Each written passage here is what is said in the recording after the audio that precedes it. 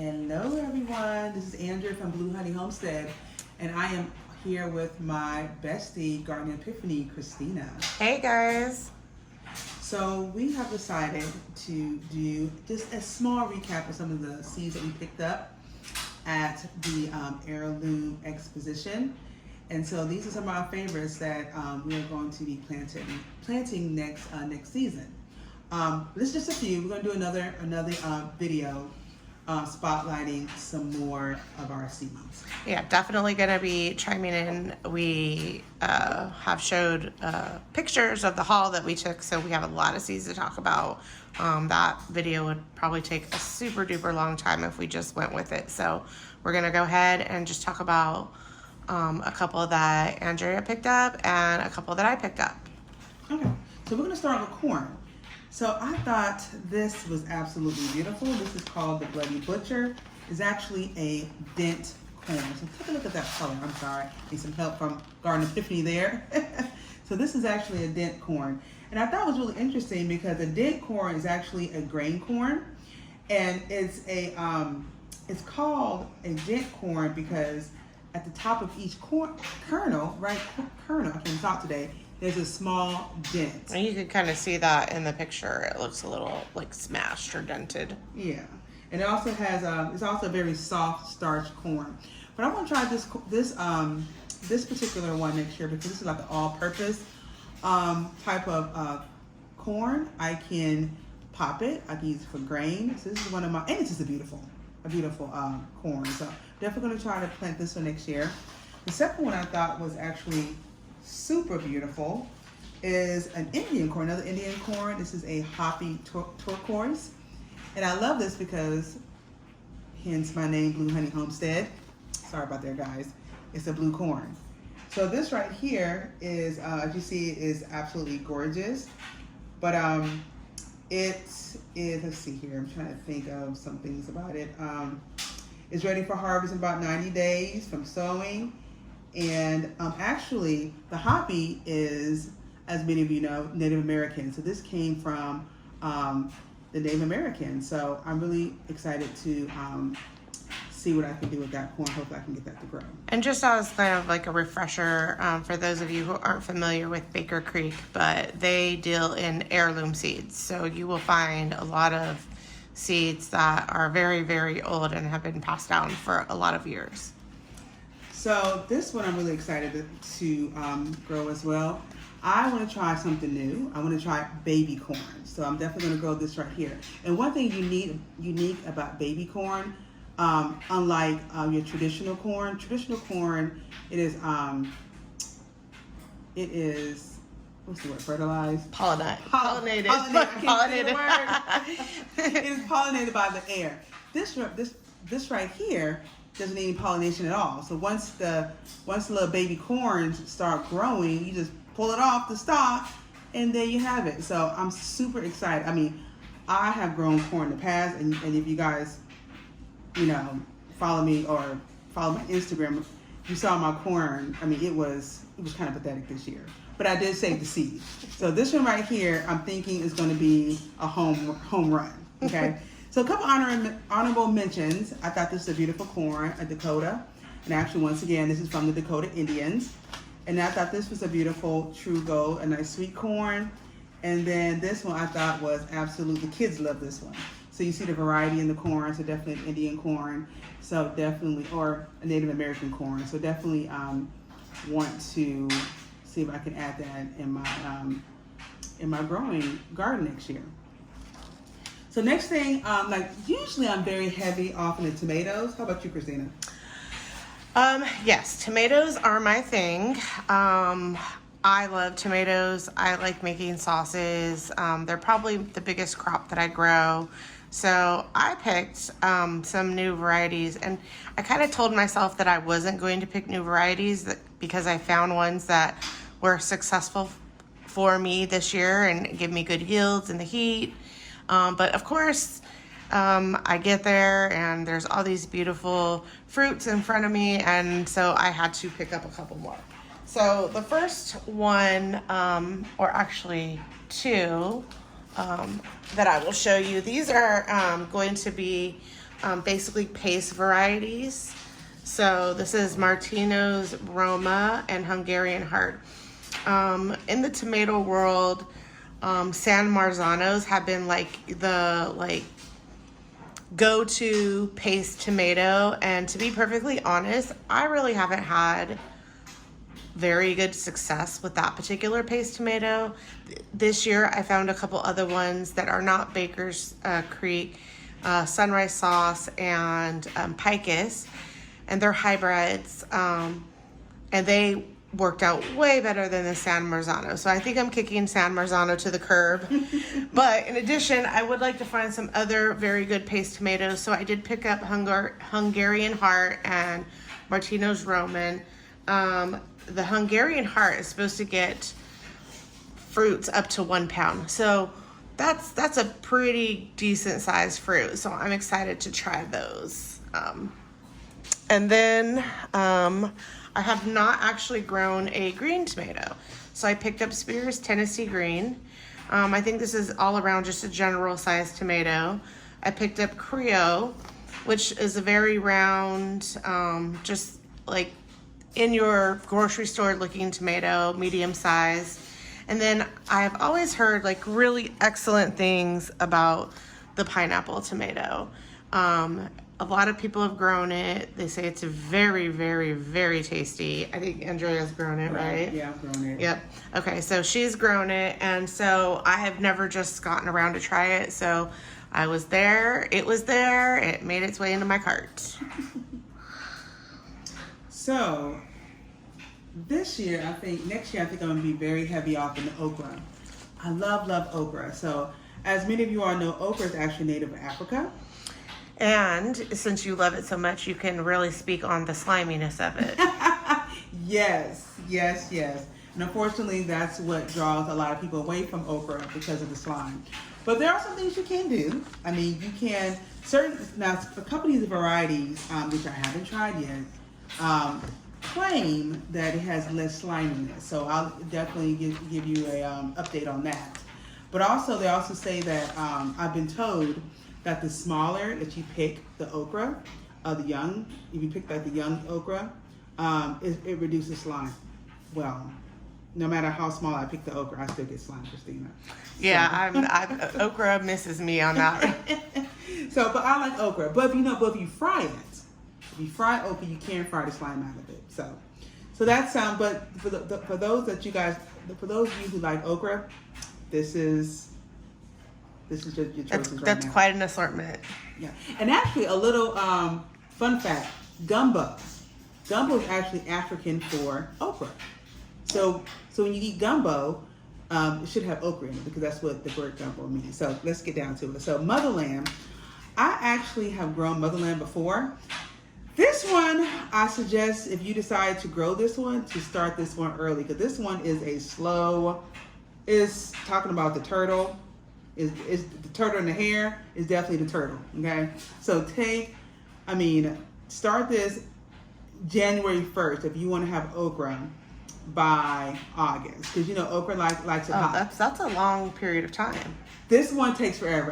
I thought the seeds were bad. I was calling Baker Creek and everything. But one thing I appreciate about the Motherland and about Baker's Creek, if you guys get their catalog, a lot of their seeds come with a story. But this particular okra right here actually comes from a farmer in Georgia, where I reside. Christina, she's from California. She'll talk about that in a second.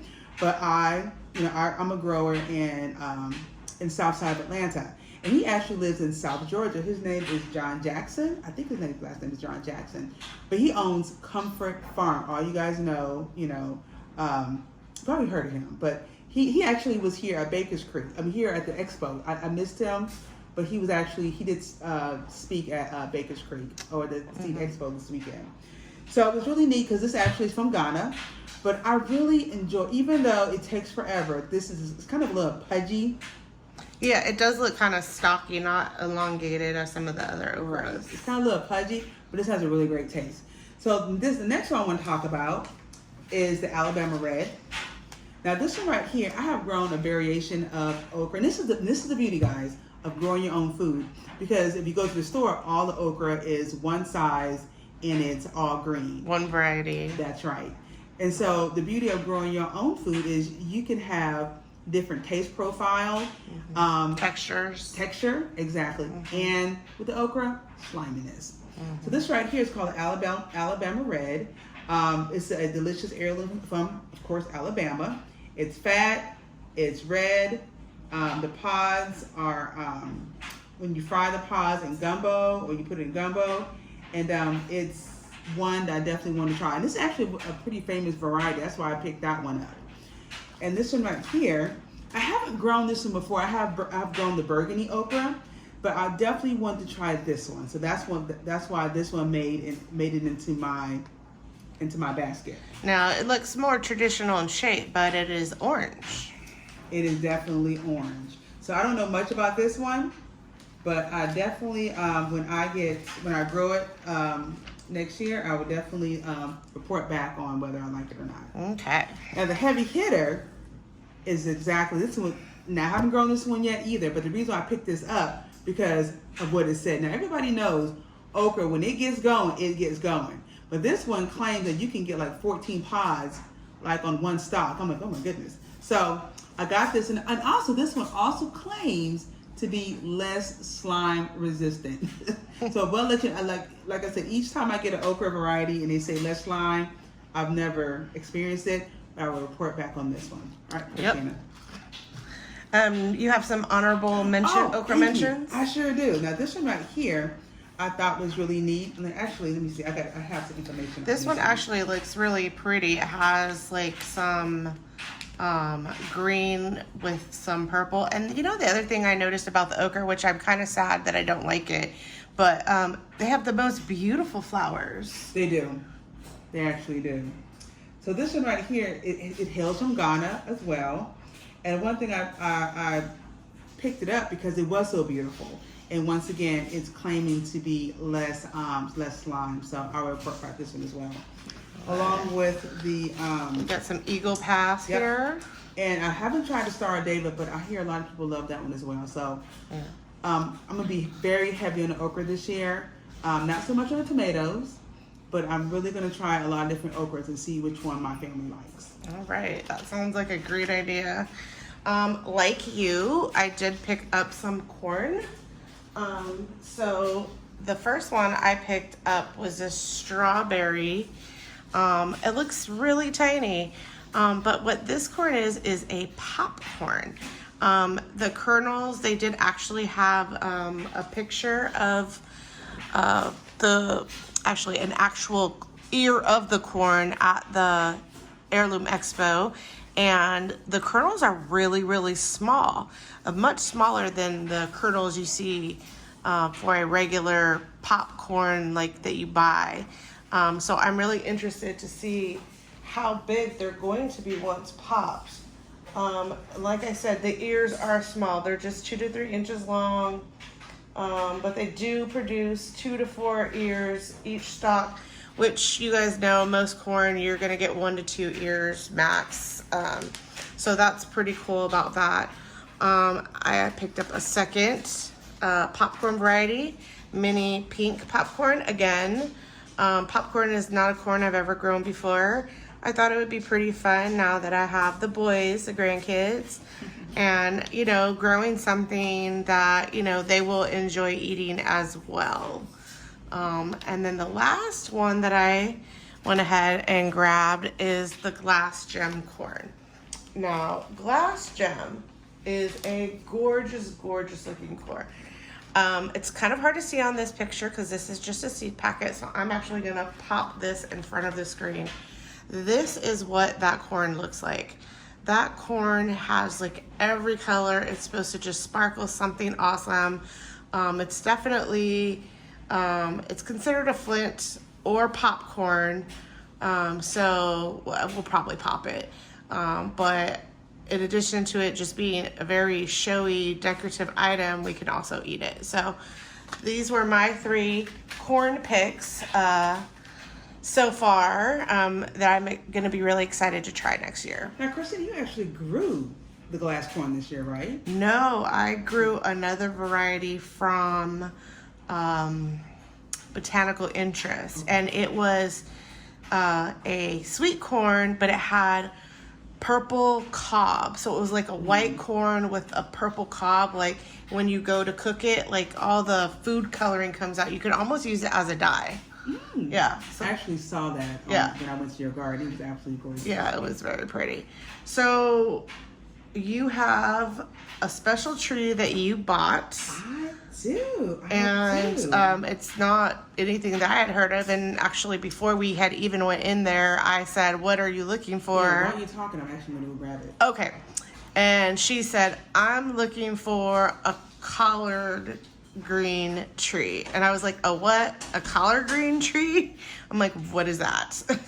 It's basically collard. It's a brassica in the family of brassicas, and they're annual, so they die. But this tree is perennial, and so it has a much better longevity. Than a regular collard. So I'm actually gonna pop this up so you can get a good view of this guy.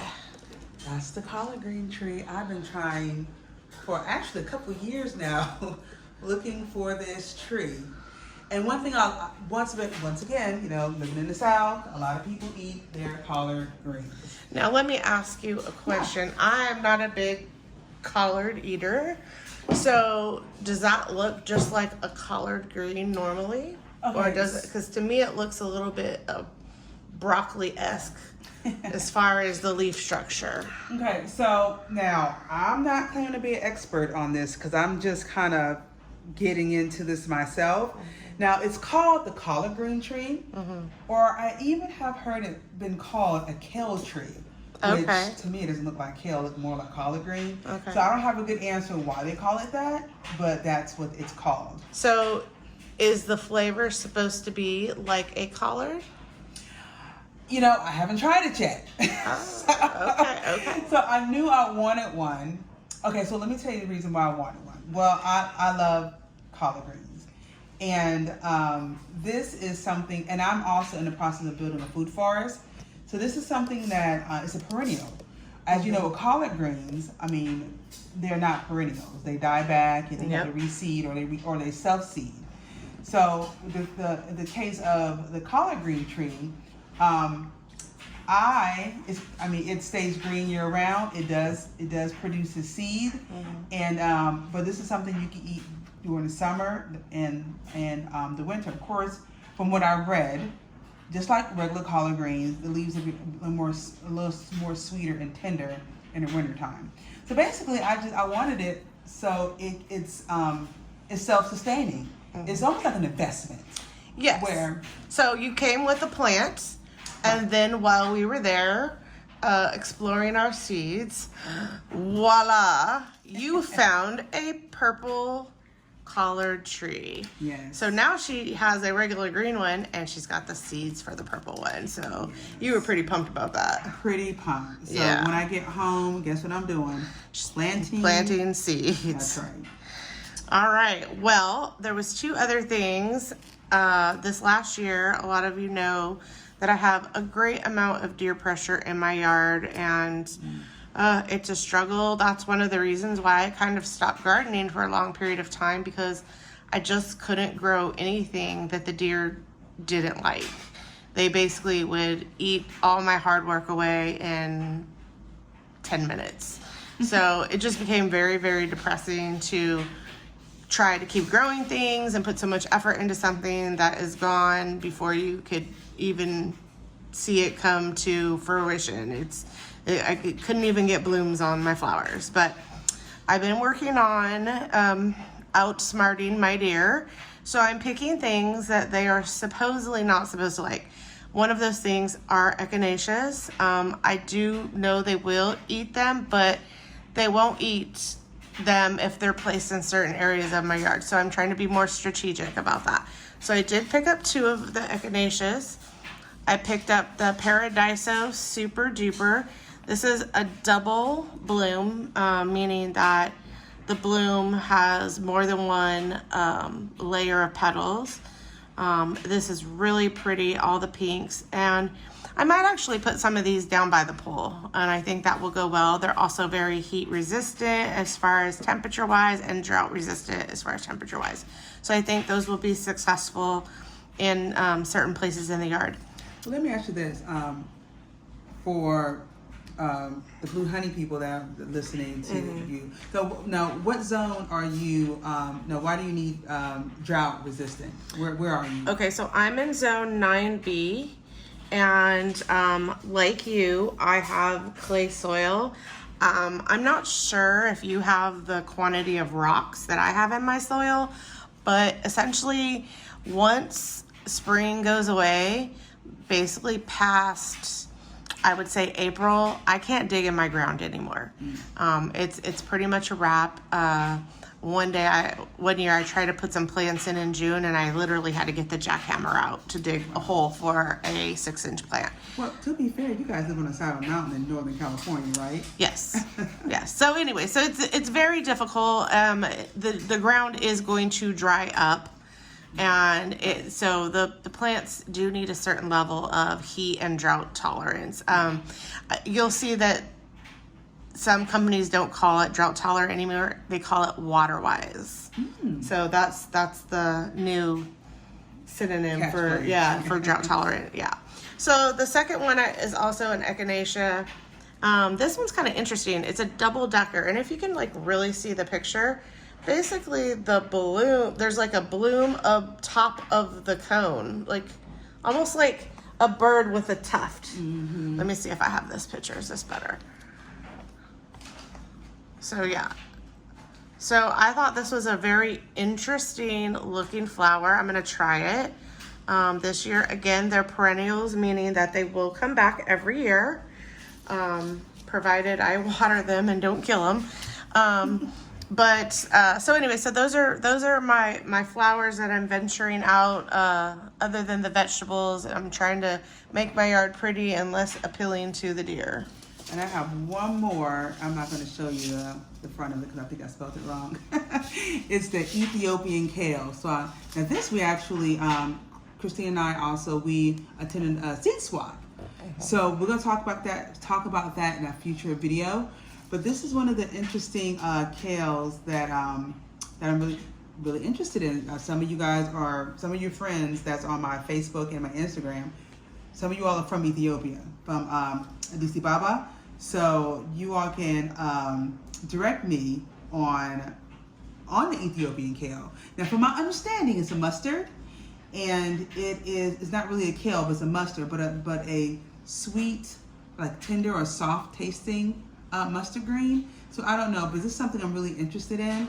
So yeah, so I will be reaching out to my Ethiopian friends to get more information about the Ethiopian kale. All right, one of my last picks for tonight is this pepper. It's the Criolla di Cocina.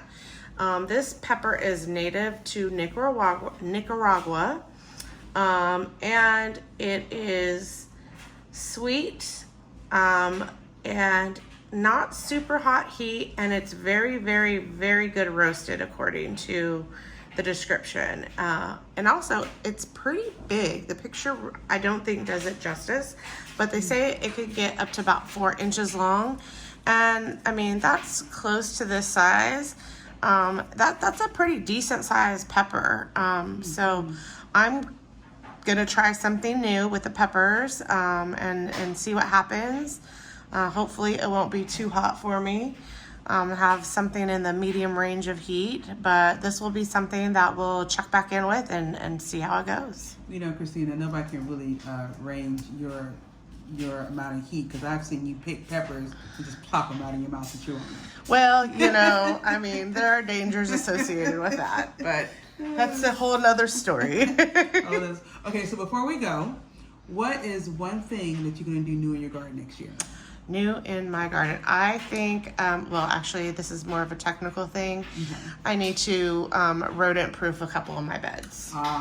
Yeah. Understandable. Yeah. So I'll have some physical backbreaking work when I get back home. I'm going to have to remove some dirt and put some hardware cloth down and replace the soil in there. So that's going to be, I'm not really looking forward to that, but it's a necessary evil that needs to just happen. So are you going to record that on, because somebody else may. Now, what are you having problems with exactly? Well, they're not actually digging, like where my beds are, they're not actually digging under there. They're actually like running over to the side of my bed, then digging under and coming up to the bottom. So I thought because of, I laid plastic, then I laid several inches of decomposed granite, that there was no danger of them digging up under my bed. Well, turns out they don't mind running on the top of the earth and then digging under something. So here we are. Yeah. Well, I look forward to looking at videos of you getting rid of those bulbs. Yeah. What about you? Trellising. Oh, okay. See, my trellising game was garbage last year. so, and you've been over to my garden. Everything was just kind of, it was lush, but I had things laying over here, laying over there. So I want to do better in my trellising. So I've started buying deer paneling. You know that can be kind of expensive. Yeah. So I'm buying little by little, and the poles. Yeah. And I'm working my trellising next year. Yeah, there's some really creative way you can use what you have around the house to trellis. So that would be something you could look into as well. Yeah. Well, thank you. All right, guys. This is going to be the first of several reviews of the seeds that we purchased and swapped.